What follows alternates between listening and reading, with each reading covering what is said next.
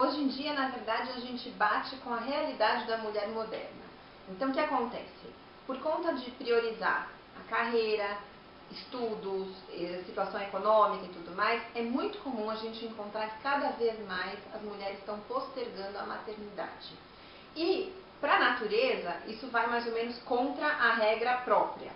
Portanto, os pacientes começam a bater de cara com o problema da idade. Então, hoje em dia, em qualquer estudo que a gente veja, o principal problema que dificulta a obtenção da gestação é a idade materna avançada. A mulher está tentando engravidar cada vez mais tarde.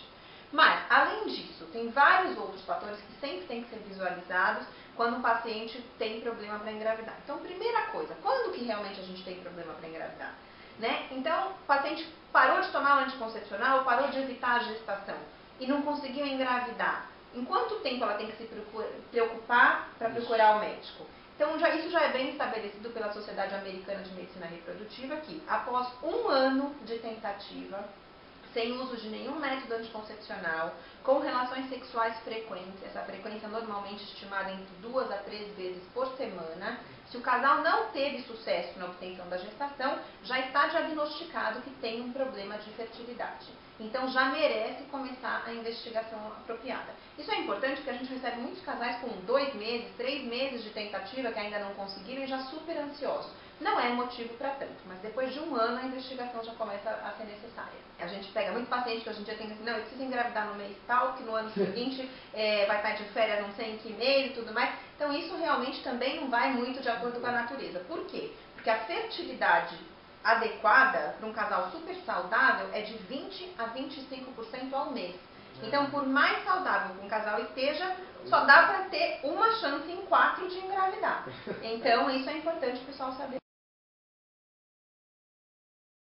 Então, assim, cerca de 10 a 15% dos casais, em geral, tem algum problema de fertilidade.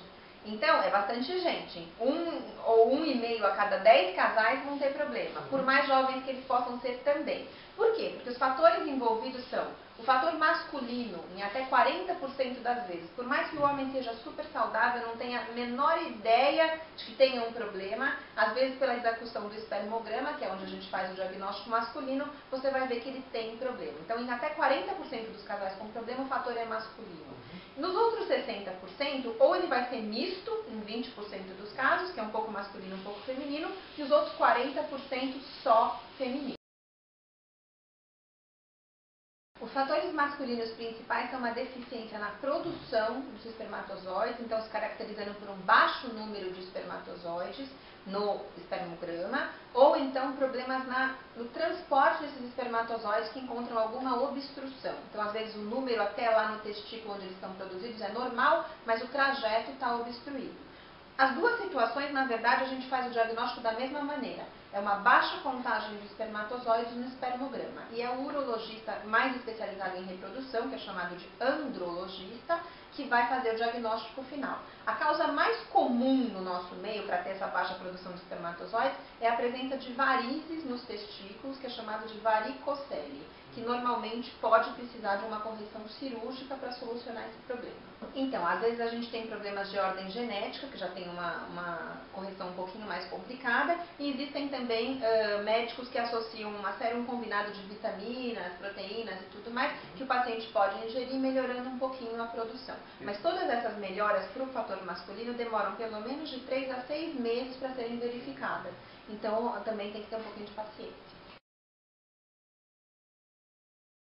Cada um tem um pequeno problema. Se fosse só um probleminha isolado, talvez a gestação viesse. Mas, por exemplo, o homem pode ter uma baixa contagem de espermatozoides, mas ele até que tem alguma coisa. Mas a mulher tem um outro fator, que seria um fator uterino, um pólipo, uma aderência, um fator menstrual, uma irregularidade menstrual, ou a paciente não ovula direito. A paciente pode ter endometriose, que é super frequente no nosso meio também, 10 a 15% das mulheres têm endometriose. Qualquer coisa dessas, que ela também não tenha um problema muito marcante, mas que já atrapalha um pouquinho do lado dela, junto com o problema masculino que atrapalha um pouquinho, os dois somados não conseguem obter a gestação. Então, esses seriam os fatores mistos. E aí a gente passa por fatores exclusivamente femininos, que já são mais ou menos o que a gente comentou. Então eles podem ser fatores infecciosos, então bactérias no trato reprodutivo, que não permitem a obtenção da gestação, fatores menstruais ou hormonais, que são da parte da regulação do ciclo menstrual, da ovulação, de segurar o pós-ovulatório, preparar adequadamente o ambiente uterino, fatores uterinos locais, como a presença de pólipos, de micropólipos, de microinfecções dentro do útero, que chamam endometrite, tudo isso pode atrapalhar bastante, fatores tuboperitoneais ou tubários, que é a obstrução tubária, que no meio brasileiro, em geral, é o mais importante. Por quê? Porque as mulheres a gente tem muito infecção maltratada, que, por exemplo, daquela molde dos corrimentos, como a gente falou, e o que acontece? Esses corrimentos maltratados podem permitir a subida de bactérias que vão lá e danificam as tubas. E essas trompas obstruídas depois vão impossibilitar a obtenção de gestação.